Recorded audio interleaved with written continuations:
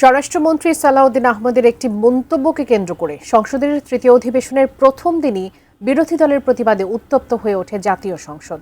স্বরাষ্ট্রমন্ত্রীকে তার বক্তব্যের জন্য দুঃখ প্রকাশ করার দাবি জানান বিরোধী দলের নেতা ডাক্তার শফিকুর রহমান। এদিকে সার্বিক ঘটনায় সংসদের ভবিষ্যৎ নিয়ে উদ্বেগ প্রকাশ করে স্পিকার হাফিজউদ্দিন আহমদ বলেছেন, রীতিনীতি না মানলে সংসদ বেশি দিন চলবে না। আরিফ জামালের রিপোর্টে বিস্তারিত। শাহবাগ স্কোয়ারে বক্তৃতা দেওয়া পার্লামেন্টে বক্তৃতা দেওয়া এক কথা না।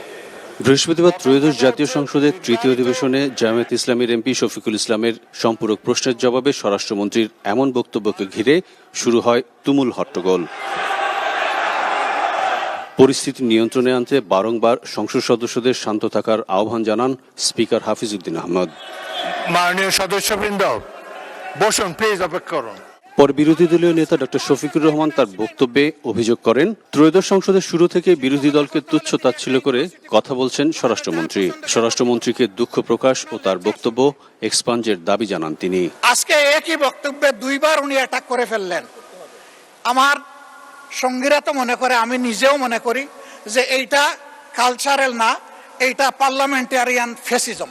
আজকে আমি সুস্পষ্টভাবে দায়িত্ব নিয়ে বলছি, এই পার্লামেন্টের সৌন্দর্য বিধানের জন্য উনাকে দুঃখ প্রকাশ করতে হবে এবং উনার বক্তব্য সংসদের এই কার্যপ্রণালী থেকে এক্সপাঞ্জ করতে হবে। এ সময় সংসদে অসহিষ্ণু আচরণ নিয়ে উদ্বেগ জানিয়ে স্পিকার বলেন, অনেক কষ্টের পর দেশে গণতন্ত্র প্রতিষ্ঠিত হয়েছে।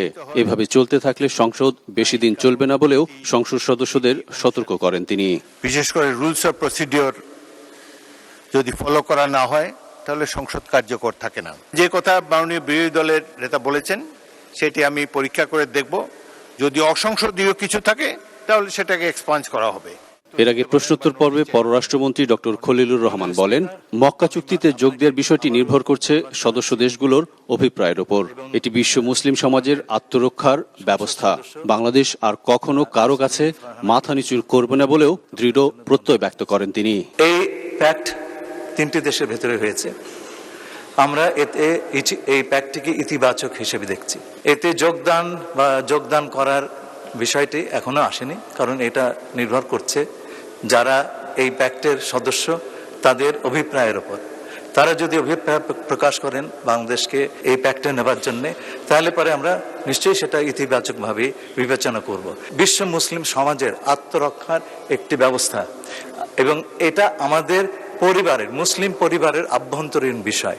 আমরা নতজানু পররাষ্ট্রনীতির কবর রচনা করেছি। প্রশ্নোত্তর পর্বে আওয়ামী লীগ সরকারের আমলে দলীয় পরিচয়ে পুলিশের নিয়োগের তালিকা করা হয়েছে বলে জানান স্বরাষ্ট্রমন্ত্রী। লুট হওয়া অস্ত্র উদ্ধারে বিভিন্ন বাহিনীর সমন্বয়ে কমিটি গঠনের কথাও জানান তিনি।